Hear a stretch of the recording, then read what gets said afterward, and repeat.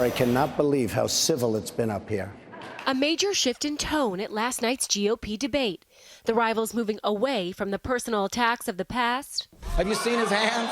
They're like this. And little Marco spews his crap. I call him Lion Ted. And toward more civil contrast.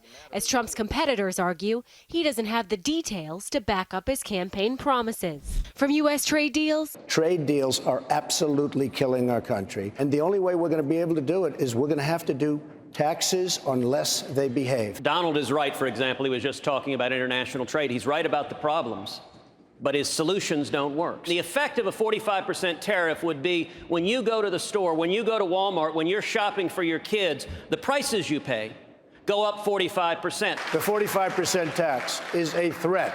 It was not a tax, it was a threat. It will be a tax if they don't behave. To Social Security. It's my absolute intention to leave Social Security the way it is, not increase the age, and to leave it as is. We're going to get rid of waste, fraud, abuse, and bring back business. The numbers don't add up. The bottom line is we can't just continue to tiptoe around this and throw out things like I'm going to get it for fraud and abuse, but you still have hundreds of billions of dollars of deficit that you're going to have to make up. And Mideast peace. If I go in, I'll say I'm pro-Israel, and I've told that to everybody and anybody that would listen.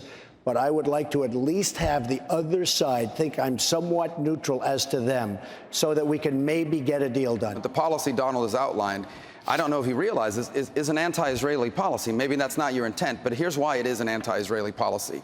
There is no peace deal possible with the Palestinians at this moment. There just isn't, because there's no one to negotiate with. The audience chuckling at Trump's seemingly simple response about whether he would close the U.S. embassy in Cuba. I would probably have the embassy closed until such time as a really good deal was made and struck by the United States. As Rubio jumped at the chance to weigh in on an issue that might give him a boost here in Florida. Here's a good deal. Cuba has free elections. Cuba stops putting people in jail for speaking out. Cuba has freedom of the press.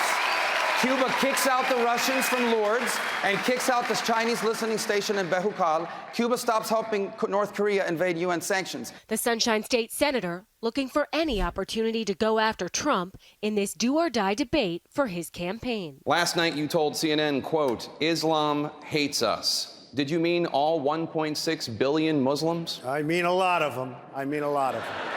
There's tremendous hatred, and I will stick with exactly what I said to Anderson Cooper. The problem is presidents can't just say anything they want. It has consequences here and around the world. And you can be politically correct if you want. I don't want to be so politically correct. I like to solve problems. We have a serious, serious problem of hate. I'm not interested in being politically correct. I'm interested in being correct. We are going to have to work with people in the Muslim faith, even as Islam itself faces a serious crisis within it.